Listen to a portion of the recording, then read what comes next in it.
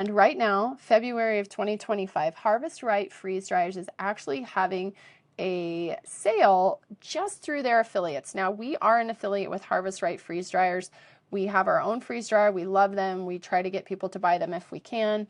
And so for this month only, February 2025, when you use our link, which will be here in the show notes, there's also a QR code.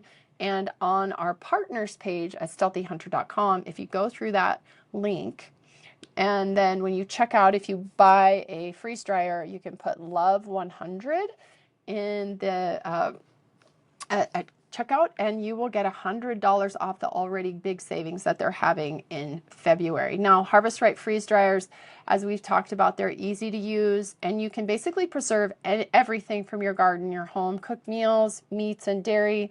And it helps to keep flavor, nutrients, and textures in check for up to 25 years. So whether you're prepping for emergencies, reducing food waste, or just want to enjoy your favorite seasonal food year-round, Harvest Right makes it simple and convenient. Plus, there's something incredibly satisfying about knowing exactly what's in your food. All right, so don't forget the special offer for the month of February. Use the code LOVE100 at checkout.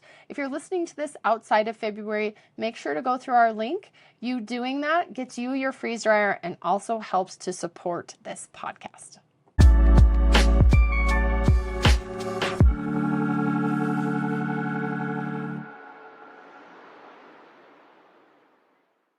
But there's a topic today that I'm happy to talk about. It's not really a gear discussion. Nope. But it is something I love to kind of like get myself into and immerse myself in because I use it all the time. And that's the freeze dryer. Mm-hmm. In fact, if you hear that hum right now, I think these microphones are too good. I don't even think they can hear the hum. Oh, well, there's a hum going on right now, and that is the freeze dryer. It's always going. So, a little less this time of year because I got a pretty good stockpile of meals, but we did just do a big batch. So we got scrambles. I feel like 90% of the meals that went into the freeze dryer this year were scrambles. Because you don't get out enough with me to eat spaghetti. I don't get out That is what we ever. when Paley goes, We do eat those meals at home here sometimes. Like if I don't want to cook dinner, we just come downstairs and we find a freeze-dried meal, and that's what we have for dinner. yeah, it's all Very convenient. awfully nice. Yeah. But I have tubs of freeze-dried meals right now, all built in scrambles. Because again, this wacky diet that I'm doing. But prior to that, we were pretty diverse in what we were building. And, you know, for those just new hearing about, I don't know what I've said in the past. I talked about freeze dryers quite a bit, probably on other podcasts. I don't know. But People can never hear enough of your amazing intellectual knowledge about freeze drying it. dryers can pretty near accomplish anything in preserving foods. Anything you chuck in there for the most part, more now than I thought used to be, could be thrown into a freeze dryer, actually. We've definitely over the years figured out things that do work that were told to us wouldn't work. So, high fat mostly. High fat. Decipher. If you kind of just scroll through the interwebs, you will get a consistent poo-pooing of high fat in your freeze dryer. I think the last podcast, I ranted about not really buying into what other people just say, but having to test it. So we tested it, and we've proven that I'm not dead yet. Haven't died of some foodborne illness from high fat. Well, maybe that's where you got Giardia, was your freeze dryer. I'm still alive and enjoying my meals, these high fat meals. There is a lot of fats in these meals right now. So, so we're going to talk about that. We're going to talk kind of start to finish. We're just going to do a recipe, and we're going to talk like the scramble recipe. It's going to be real simple. and you're going to see some video. We took some video here. So you'll see us as if you're watching this on YouTube, you'll see the whole like lay down process of it. Ryan's going to go through just the recipe, what he does step by step. And that happened to be one of the questions in that survey was people wanted to know about the backcountry freeze-dried meals and what I was eating up there. So yeah, that's what brought this about. Yeah. Now, we also on our website at stealthyhunter.com, we have a lot of freebies on there, and we would love for you to join our email list. That's really the best way that we connect with our community. We send out 2 emails a week, and a lot of them are just informational emails sharing like new things we're doing, new recipes, obviously any product sales, anything that is going on in our lives. We don't try to hound you, but we do like to keep in contact. And this is where we had the survey. We put that out. We got a lot of people respond. So a lot of you read our emails, which is really amazing. In there, we have a lot of freebies on our website. And so you can go there, and if you're willing to become part of our community, we give a lot of these away. And this week was a rabbit recipe. We had a rabbit recipe up from one of our contributors, Emily. And then last week we had our porcupine hunt a couple weeks ago, and we put our porcupine recipe on there. A lot of you already know about that because we've done it for a number of years now. But that's a good place to go. And also that's where we ran our survey from. And it really helped us to see what people want. And for some reason, everybody wants recipes. And the other thing is that in 2017, we started this podcast in 2016, if you can believe that. And we started by writing a book called The Stealthy Dehydration and Canning Guide. And it was a PDF format, and we took pictures. These were pictures that we'd taken over the years in our own garden, and all the ingredients were in there. And then I also had a preface to the recipes, which was all the plants, like the meat, like everything. And I gave poisons. Yes. What the poisons is. All the ingredients. It works. Are you kidding me? I'm going to cry when you talk about that. The amount of time we spent in a garden for 20 years. You're just going to poo-poo that? Well, anyways, we got a lot of beautiful pictures from it, and we shared a lot of, at that time, our dehydration recipes. There's a healing guide in there of foods. We have a bunch of meat in there too. It's not just plants. We have canning of meat and in that guide, and you can get that at our website if you want to join our email. It's over 100 pages. It's actually, if it was in full print, it would be gorgeous. Yeah, I just have never, it would be a beautiful like coffee table book, but I haven't created that. So you can get that at our website too. And that we don't have this recipe obviously in there. Ryan, you need to get on that and do a book, a freeze-drying book. Come on. We've built a course. It's just not edited yet. So what good is a course that's not edited? We should just take that course. We did a lot of filming and writing and recipes, and we just haven't put it all together yet. Yeah, because usually what happens is hunting season comes, and now hunting season is like every month. I don't know how you get anything done when literally there's no longer a hunting season. It's just like hunting all the time. Because if anyone's written a book, which I haven't, I've done these online things, but. Well, we, Mark and I have talked about this a lot because we do have the freeze drying and dehydration guide. There's like a separation of the two course, but we have learned a lot just in this last year, just switching up diets like I alluded to. So we're actually glad we didn't launch it already because we got a lot of additions. Are you guys only going to have the recipes in there? Like, I know we recorded a ton of video of making recipes. Yeah. But are you just going to have carnivore meals in there now? No, we're not. Because people don't. 99% of the population eats plants. No, it's regular recipes. Oh, okay. With obviously some of the carnivore stuff. But. Yeah, so maybe we'll make a book. We'll do a freeze-drying book like we did our last one when we do that course, and we can build a book of recipes for everybody. We'll probably do that. We'll also have a video. We'll have video content of them too, right? Are we using all that we did? Yeah, we're using most of it. A few things we're chopping up. Most of it. Yeah. So anyways, yeah, we just kind of go on banter sometimes because we've actually done so many things. It's hard for us to keep track of all the things that we've done. But food is a huge deal. People want to know about food. And I highly recommend, and it's worth the money. I tell this to my patients all the time, especially patients that have very severe, like they have very strict nutritional restrictions in their diet. Like investing in a freeze dryer is the way to go because you don't know, like there's good companies that we've worked with, like Heather's Choice and who else did we? In the food room? Yeah.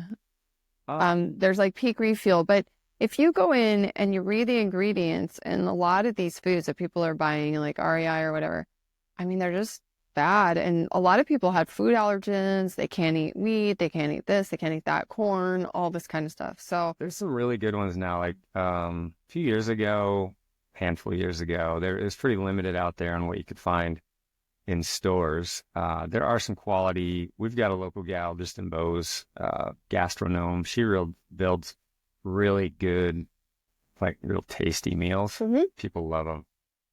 But do the math.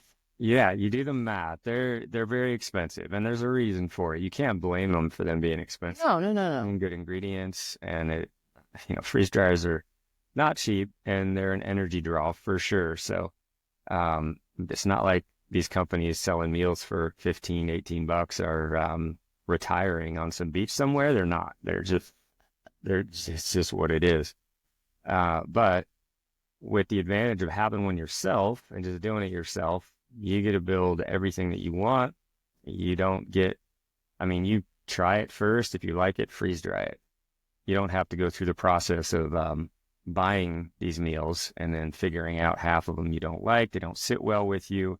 Most people don't test them at their house. They try them on a mountain where it could be catastrophic and they get bloated and all this kind of thing. But I've had patients who have like Crohn's disease and stuff, and like they have to make their own meals. Like they cannot rely even on these good companies because they are so sensitive to what could be in it. So the freeze dryer is the way to go, and it's way worth the investment. We work with Harvest Right. Like, I mean, we don't work for Harvest Right. They help support us. They're a partner of ours, and we have a Harvest Right medium freeze dryer. And Ryan, I mean, when he's home and it's close to hunting season, like this time of year, it's not necessarily running all the time, but come spring, it is literally running all the time. Even some nights it's in our basement and I wake up, it's like I can hear this weird humming, and then sometimes I go beep, beep. It's like in the middle of the night. So it's running all the time. And it is definitely worth investing in if this is something you wanted to do, like you want to do what Ryan's doing. And we have dehydrators, and we also, have worked with that we just don't even use anymore. I actually just loan them out to people that don't have freeze dryers. But you can do dehydration too. most people You just that can't do fat and meat. still in that realm of, oh man, I got a big hunt, 10-day hunt or whatever in a week. And so what a lot of people do is, I mean, it gets as bad as like cruising by the gas station and throwing a bunch of snacks on their way to the trailhead. I have a lot of people that do that. But even just like last minute going out there and throwing a bunch of like Cliff Bars or Sting, but Cliff Bars. People still eat Cliff Bars? I mean, it's just it's a lot of like Cheez-Its and bagged foods and boxed foods and whatever they can pick up at the local store. So it gets really expensive because there aren't many bars out there that, number one, that you really want to eat every day. Number two, they're pretty spendy. And so building your own meal, it's really affordable, goes a long ways. And you're way ahead of the game. You're not last minute shopping. And I have some folks around me, especially the camera guys. I don't know why, but it's always like a last ditch effort. Oh man, we're leaving in the morning. Because the camera guys are young and they just think they can eat Taco Bell and Snickers all day long. They're zipping to whatever store is closest and they're grabbing whatever's available. So when they show up, they just have all these wrappers of everything that they could gather and tossed it in their building bag. I mean, it's a way to go. You can get through it. Like you said, probably when you're young, it works, but um, we're over 50 now, so we've kind of learned some things. Number one, I don't like to do all that last minute stuff, but number two, And I'm definitely not eating out of a convenience store. I'd rather starve. yeah, it's still not doing you any favors. And when you get all crazy and you start doing a diet like this, then there is no option other than building your own meals and being ahead of the game. So, yeah, the freeze dryer just makes all the difference. And I don't know if there's even other options. There's some like, I think Chinese brand options out there for freeze dryers, but they're pretty rare. And Harvest Right just kind of owns it. They've got, They're made in America. They're out of Salt Lake. We've been to their facility. They're like a family. Well, I don't know if they're a family business, but they're like a, they own it with the freeze dryers that they build. yeah, they're great. And we've got a medium, you can have the option of getting a small. I know Brad Hunt got a small, and he regrets probably every time he uses that thing that he's got the small. He gets very few meals. I think he's only getting like 5 or 6 meals or something like that, maybe 6. And that's kind of a bummer. All that work. And what I get with my meals on a medium is I'm usually averaging about 14 meals out of one cook. So a 30-hour session is 14 meals. That's a lot of meals, and they stack up when you let that thing run over a month. So that's... I think the concern with the size is that it does take a while to make, like, it does take a while to freeze dry it. So it's not like it's done in 6 hours, right? Like a dehydrator. So if you don't have a big enough capacity, you can't make that many meals at once. And it takes days to make one set of meals, right? Like 20 hours or something, 30 hours. 30 hours for most of my meals. And these things are like ridiculously intelligent, these freeze dryers. They determine if there's any moisture content, and it determines where it's at. And sometimes it's 30, sometimes it's 36 hours, sometimes it's 20 hours, depending on what you're making. So if there's a low moisture content already, it's going to be far less. Yeah. When I made, for a while, I was making smoothie bites and just like smoothie, like bricks with some of our protein powder. And, we put some fruit in there, and we put some just milk, and just blend these things up and pour them out on these trays and make smoothies that you can either just chew on, crunch away at, or you literally just add water and they turn back into a smoothie. And so we did those for a while before this diet. So those are real nice because you get the advantage of having all the good stuff that's in a basically a smoothie, like with our protein powder. So all the vitamins and all that stuff. So those are a big hit, but real easy to make. But that meal, I think it only takes like 15 hours or something like that to freeze dry it. And it's just a volume thing. But yeah, right now it's usually about 30 to 32 hours or so on my meals. And that can also vary with how much you stack your trays up. But a medium is basically a 4-tray, easy to run. It goes anywhere. It just plugs into any wall socket.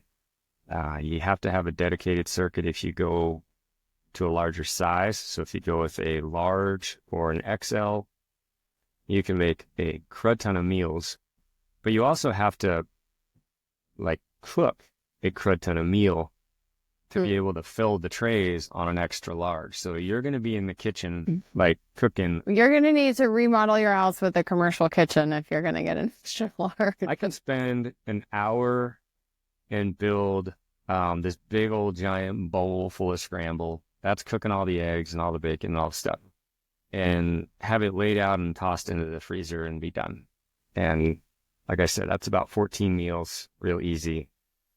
And some of the larger units, there's a few things. If you go larger, it takes up more space. They're very heavy. So moving them around is really not an option. It's not like you just like a dehydrator. You just pick it up and like throw it over here. You put it on a dedicated area, in a dedicated area, on a platform of some sort. I've got a rack that I have mine on. It just stays there. Never want to move that thing. Just getting it down the stairs is trouble enough. But as you get larger, like the large is even more significant, and then the XL is ridiculous. And it's going to take two, you know, tough dudes to move that XL around. So there's that. That's why I'm pretty happy with the medium that I've got. It's just perfect. And if I do need to move it around, it's not on a dedicated. I can just plug it in wherever. And yeah, and I want to say they're going for what, like $2,800 for a medium, somewhere in there. Yeah, if I had looked them up, I would know, but Every once in a while, they'll throw a deal like $500 off and yeah. whatnot. So got to Yeah, come in for that. that's a big purchase, but we know that a lot of you guys listening to this make really big purchases on hunting gear and stuff that you're using literally once or twice a year. Well, And this you're- freeze dryer is just like, you're going to use it so much. I would have thought $2,800. Oh, yeah. Insane. When we were in our 20s, there's no way. Not a chance. Yeah. But now I look back and I think, this is a lifetime purchase. This isn't something that you're just going to burn out in a handful of years. These things will last a very long time. But all the meals that I've invested in from in my 20s until now I've had this freeze dryer for quite a while, but up until that point, mountain houses was the rage. That was one of the only options. Backpacker's Pantry, that was one of the only options back in the day. And so we spent a lot of money on that stuff. And everybody who's old like me has stories of like just blah. Like it's just not it's just the meals just didn't sit well, or you didn't feel good, and you just didn't have the go that you wish you had. And that was a result of just eating some pretty much garbage type meals. Tasted good though. Tasted really good. Some of that chicken and rice was my favorite from Mountain House back in the day. But yeah, spent a lot of money, like wasted a lot of money on stuff that wasn't all that great. And if you start doing the math, and it's pretty simple, figure out what you would pay. If you're only doing a few days a year on your hunts, sure. But you can't just think about these things as a hunting investment.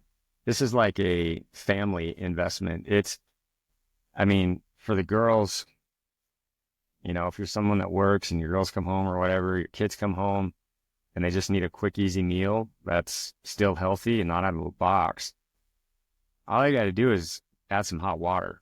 What kid can't boil some water and add that to it? So it's really easy, and it's something that they like, and it's cheaper. And then just trips, just traveling.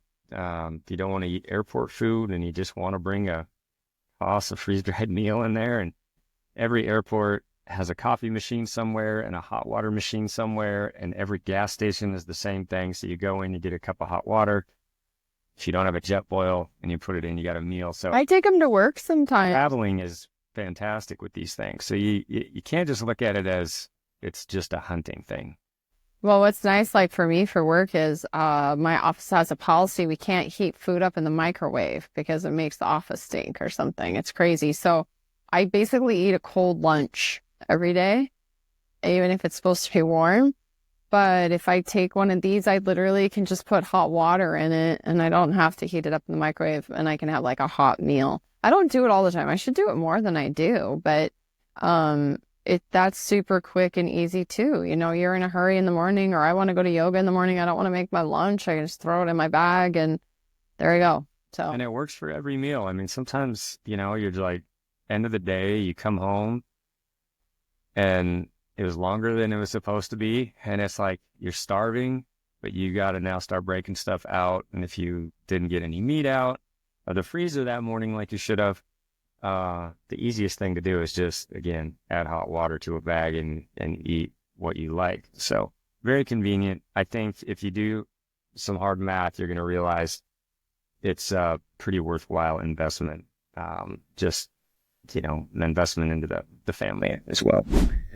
Okay. So first thing I do, we add all the stuff I'm going to cook, all the ingredients. Like usually it's about It can be anywhere. Like I vary this thing.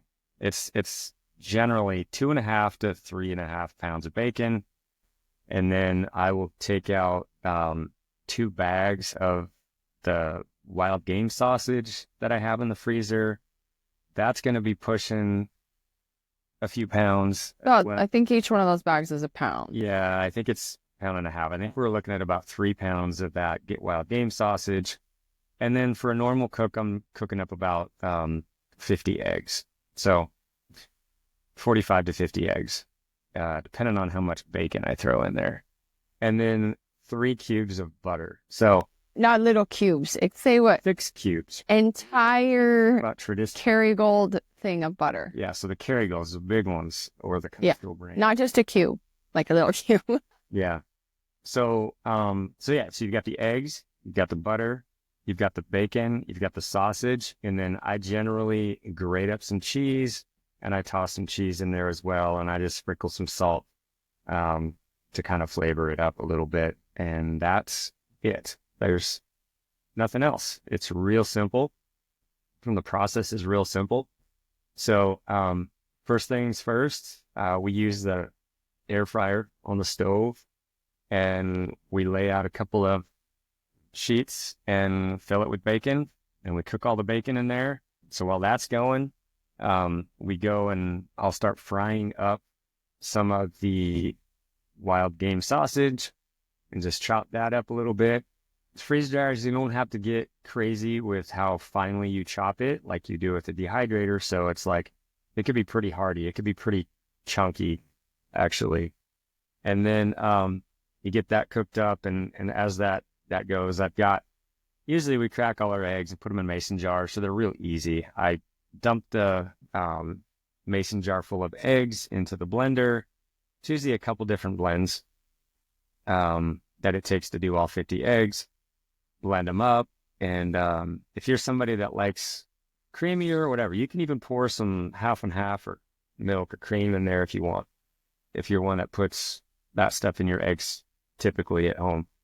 And then blend that up, put that in a skillet, or put a whole cube of butter in the skillet, and let that melt. And then I just pour in enough eggs to where I feel like I can lightly cook it, roll it around, scramble it, and then dump it in the bowl. I always have this big stainless bowl that I pour everything into. So usually the bacon's cooking, the sausage is cooking, and I'll like cook those eggs. The trick to making this meal is how you cook the eggs. The very first time I did it, I wasn't real careful, and I overcooked the eggs. And there's a difference. Like, it's not the best meal. They can get kind of a rubberiness to them if you overcook them initially. Because remember, you're also adding a boiling hot water when you go to rehydrate this thing too. So it is cooking that last little bit.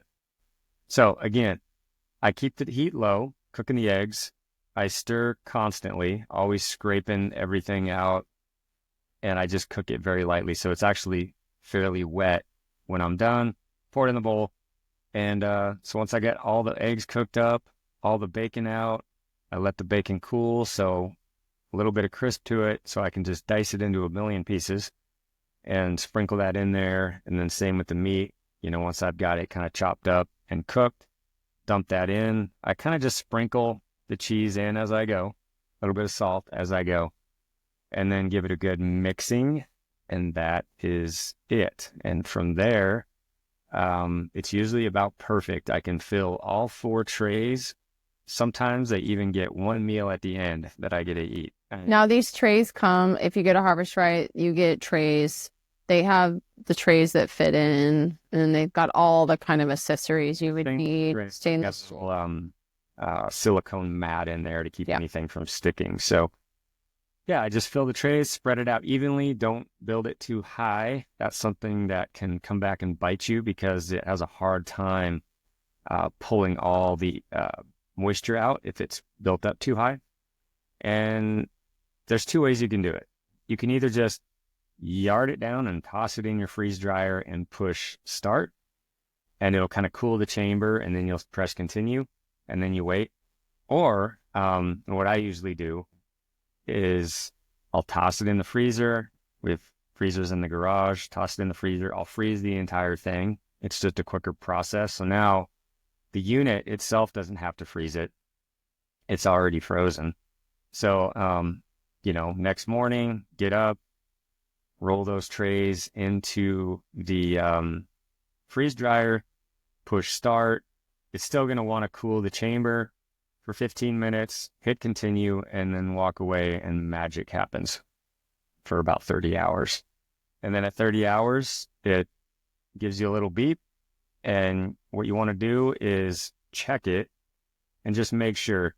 I've got a little moisture meter, but at this point, I don't even use the darn thing anymore. I just know it's done. But if you're just experimenting and, maybe you build them too thick or whatever, you might want to just make sure, chop it up, make sure that it is bone dry. You need to have all that moisture out. I've yet to run into an issue. I've heard of some issues where people just kind of didn't tune in too much. They pulled it out, they bagged it, and realized they hadn't gotten all the moisture out. I don't see that. It just never happens. So, and you can adjust like these machines. I mean, they pretty much are smart machines. They do everything on their own. There's some definite adjustments you can make on there. If you want to extend the dry time, you can do that. If you found that like it's not quite getting it perfect, just add a couple hours or a few hours to the dry time and you're good to go. And then, like I said, it's usually about 30 hours and gives you the warning, and you come down and you pull it out, check it. And then what you want to do is package it fairly quickly. You don't want to just leave it sitting out. And you hit once you verify that it's completely dry, pull it out. It will ask you defrost, and hit defrost. It'll defrost for a couple hours. You have a drain pan where the hose comes out. And then you want to try to just like get on bagging it. And I vacuum seal mine. I've got a Meat Your Maker chamber sealer that I use. And I've got these perfect size bags that I get from Uline. If you're familiar with Uline, I think pretty much everybody knows what Uline is. You buy them, but you buy them in bulk. Obviously, it's kind of like the Costco of supplies. So I purchased these bags. I think the last order I bought 1,000 of them. So I've got 1,000 bags. I don't know how many I've gone through, but I just purchased these ones last summer. So, they're perfect size. For me, they're perfect size. Certain folks out there, say, they need a much larger size.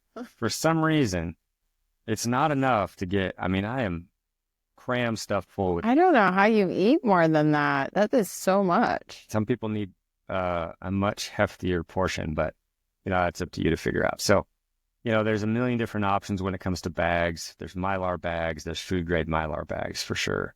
And then the ones that we found on Uline are in that food category. So, they're an all black that has the resealable. So I air chamber seal mine, toss an oxygen absorber in there if you're not going to eat it right away.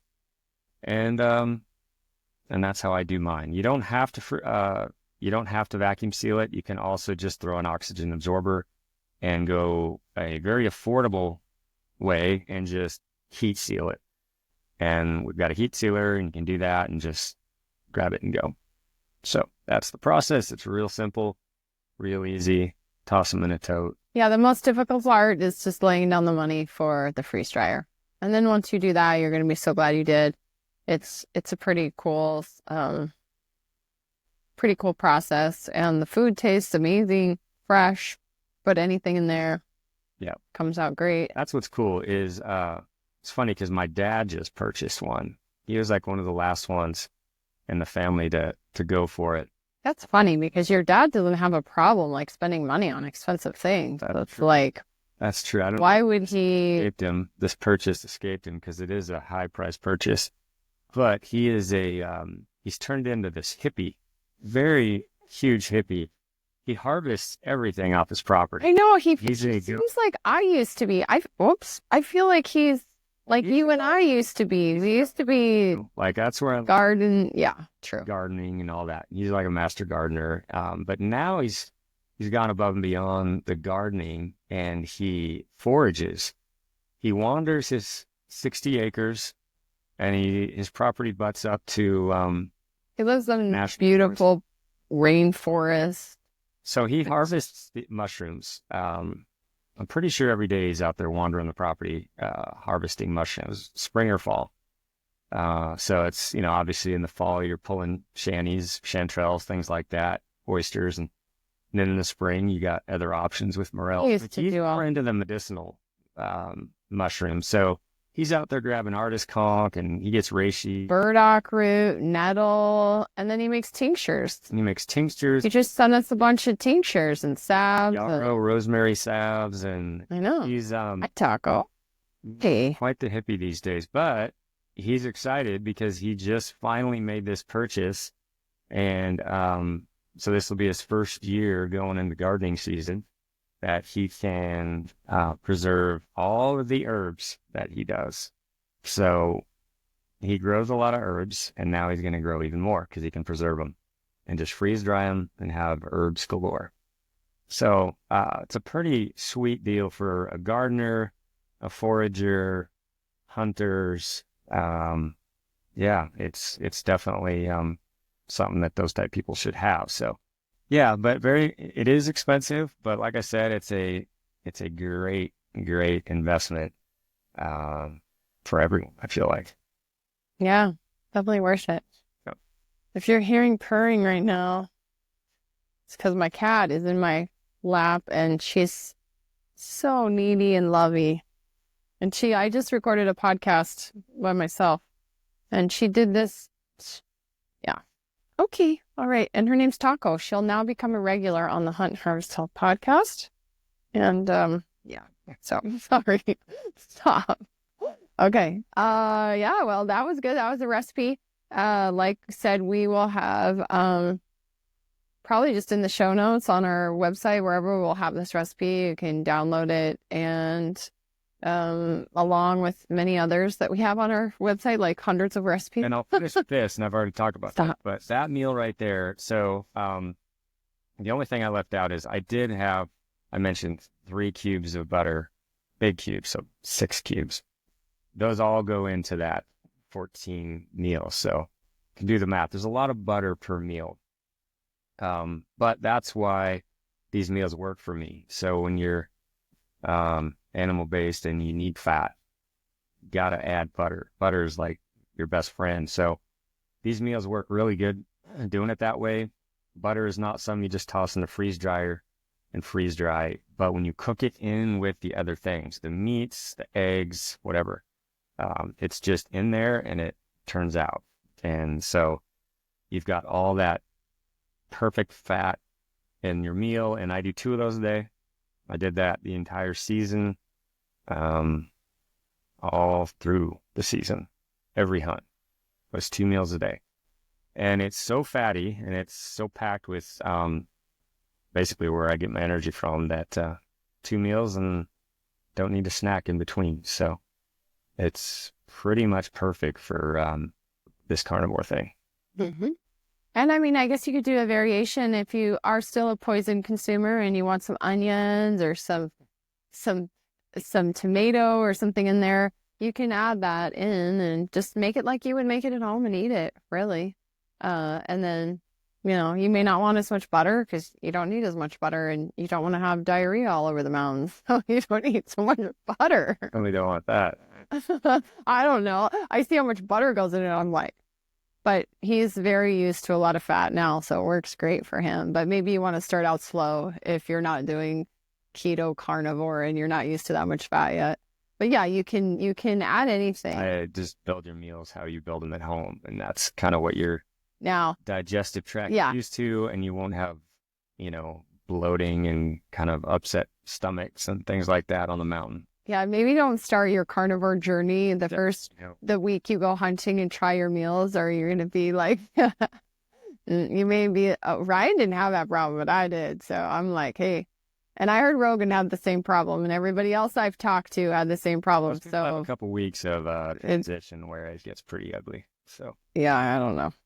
All right. I think that was it. I think we laid that down pretty good.